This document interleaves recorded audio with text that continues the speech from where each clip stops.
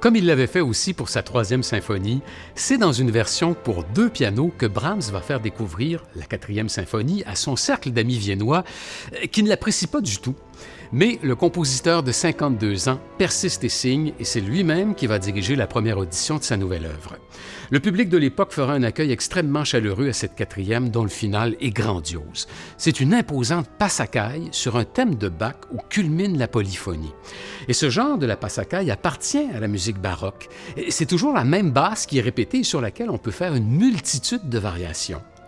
Il faut dire que plus Brahms avance en âge, plus le passé musical l'intéresse. C'est un érudit qui fouille les bibliothèques et qui possède une connaissance approfondie des formes musicales et des musiques polyphoniques de la Renaissance, comme celle de Palestrina, ou du premier baroque allemand, comme Heinrich Schütz, jusqu'à Bach, des compositeurs qui sont presque totalement ignorés en son temps.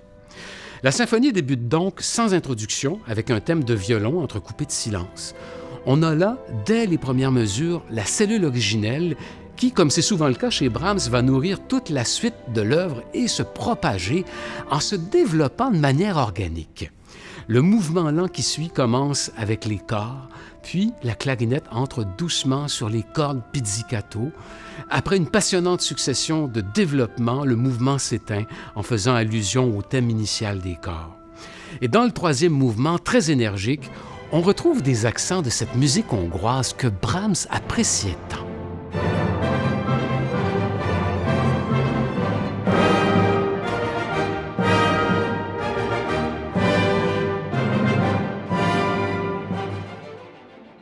Et nous voici enfin au final où tout converge avec sa fameuse passacaille, et c'est du jamais vu dans l'histoire de la symphonie. Plus d'une trentaine de variations sur une même formule rythmique qui reste intacte dans toutes les variations, soit dans les voix aiguës, dans les moyennes ou encore dans les basses. Brahms, et c'est là son génie, va nous offrir une multitude de couleurs orchestrales à partir de ce thème qui provient du chœur final de la cantate 150 de Bach.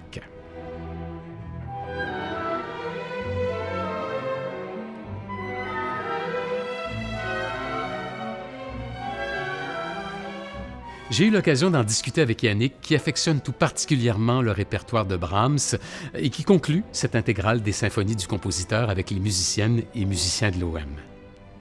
C'est extraordinaire comment Brahms a su amener tout le bagage de la musique, surtout germanique, mais même pas juste germanique, il est fasciné par Rameau et Couperin d'ailleurs. Donc, vraiment, c'était un étudiant éternel de manuscrits et de collections de tout ce qu'il y avait eu avant lui et comment il a réussi à amener cette technique pour la faire sienne et pour son temps et avec sa propre couleur et avec sa propre vision. Et la quatrième symphonie, c'est vraiment l'incarnation totale de ça. Avec cette passacaille au dernier mouvement, c'est quand même, il fallait le faire, prendre une symphonie romantique et décider de se limiter à cette structure quand même contraignante de la variation. Mais il l'a peaufiné toute sa vie, la structure de variation. Il en a fait plein pour piano, il l'a développé dans des œuvres de musique de chambre, dans ses sextuors. Il y a une forme sonate à travers la variation, c'est-à-dire qu'il y a des moments d'accalmie, il y a des moments de développement et il y a aussi une coda.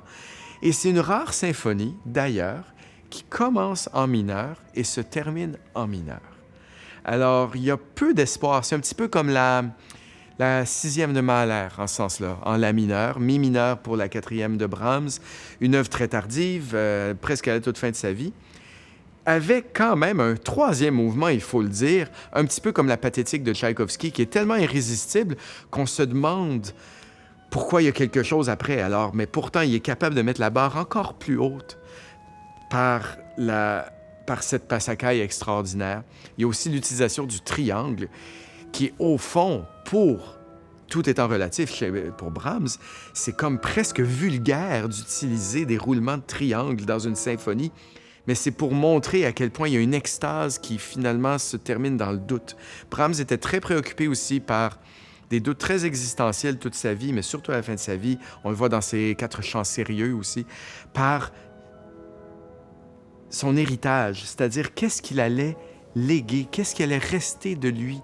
il se rendrait pas compte. Il se rendait pas compte qu'on parlerait de lui aujourd'hui et qu'on ferait en 2021 une intégrale comme ça et que ce soit une évidence combien ses œuvres étaient des chefs-d'œuvre. Et je pense que dans sa quatrième, même avec la tristesse du premier mouvement, avec cet aspect élégiaque, avec ces mouvements descendants, ces mélodies tellement riches, mais cette fin aussi du premier mouvement très désespérée. Et ce deuxième mouvement avec des moments d'une richesse inouïe, mais il y a quelque chose de planant où on sent peut-être la proximité de l'au-delà. C'est une symphonie assez automnale pour moi, qu'on joue pendant le printemps. Parce que je pense qu'on a eu un automne très long là, avec cette pandémie. Alors, ça nous fait du bien, du Brahms, et c'est ce que j'espère à travers cette intégrale.